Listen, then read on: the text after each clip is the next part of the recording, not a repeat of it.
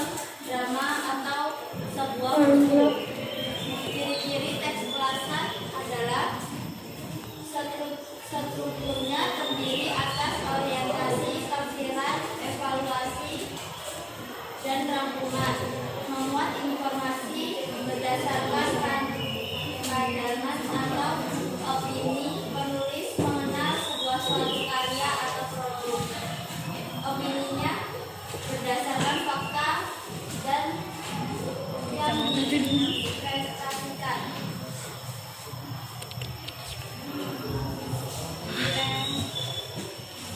Struktur teks ulasan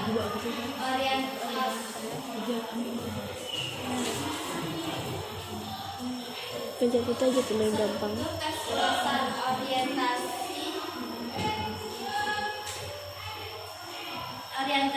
bagian ini biasanya berisi mengenai pengenalan atau gambaran umum terhadap sebuah karya yang akan diulas, sehingga nantinya pembaca akan mengetahui karya apa yang ingin diulas. 2. Tafsiran. Kemudian pada bagian ini berisi mengenai gambaran detail mengenai sebuah karya yang diulas. Dalam bagian ini biasanya membahas kualitas, keunikan, keunggulan bagian karya, dan lain-lain. 3. Evaluasi. Selanjutnya pada bagian ini memuat pandangan dari pengulas terhadap hasil karya yang diulas. Penulisan evaluasi ini dilakukan setelah menulis tafsiran, sehingga penulis bisa memberi bagian yang mempunyai nilai dan bagian yang kurang. 4. Rangkuman. Bagian yang terakhir ini berisi kesimpulan dari ulasan sebuah karya. Penulis ulasan biasanya akan memberikan komentar apakah karya yang baru saja ulas berkualitas atau tidak. Judul identitas karya. Judul buku Pesan Rahasia dari Hutan Rimba. Penulis Wahyu Nur S. Penerbit Lintang. Tahun Desember 2016. Berhalaman 128 halaman. Sinopsis. Bercerita tentang Zen, anak Jakarta yang sedang berlibur bersama ayahnya ke Jambi. Ia mengunjungi om muda yang tinggal di suatu perkampungan. Di sana Zen takjub melihat pemandangan dan merasakan segarnya udara pedesaan. Pernah mendengar musik alam. Zen baru saja mendengarnya saat ia diajak ayahnya berlibur ke Jambi. Zen mendengar suara para binatang saling sambut menyambut kompak, serasi dan indah. Suara yang tak pernah ia temui saat berada di rumahnya di kota besar. Jelajahi hutan sesukamu, pasti kamu akan mendapatkan banyak pelajaran di sana.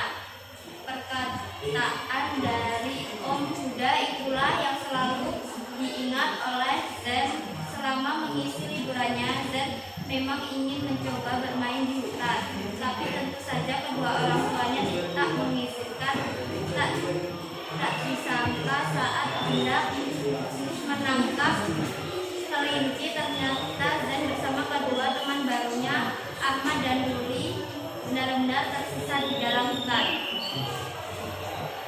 Saat tersesat di dalam hutan, Zen, Ahmad dan Ruli menemui banyak hal. Di antaranya adalah bertemu dengan warga suku anak dalam penghuni kedalaman rimba. Zen teringat mereka adalah anak-anak rimba yang pernah Zen temui sebelumnya di desa tempat ia tinggal berlibur. Anak-anak warga suku anak dalam tidak berbaju, membawa tombak dan terang dan mencari makan ke desa. Tidak lama mereka juga bertemu dengan kepala suku. Namun tidak sangka kepala suku bersikap baik dan bersedia memberi tumpangan menginap di wilayahnya. Ya, ternyata tidak seseram yang Zen bayangkan. Setelah lama-lama berinteraksi dengan anak-anak rimba, malah Zen merasa aman. Suku anak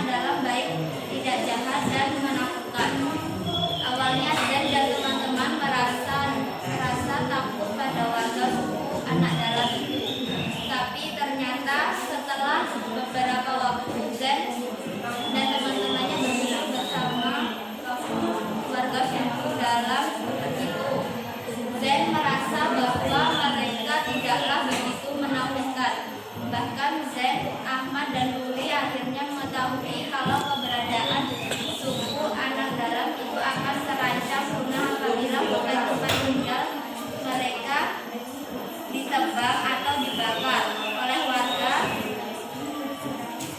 desa dan pemerintah saat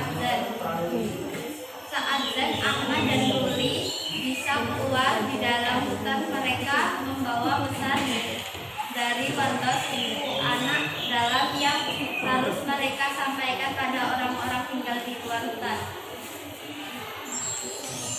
Selain kisah petualangan ketiga anak Zan, Ahmad dan Ruli yang tersesat di dalam hutan, ada suatu lagi karakter yang cukup menonjol di dalam cerita.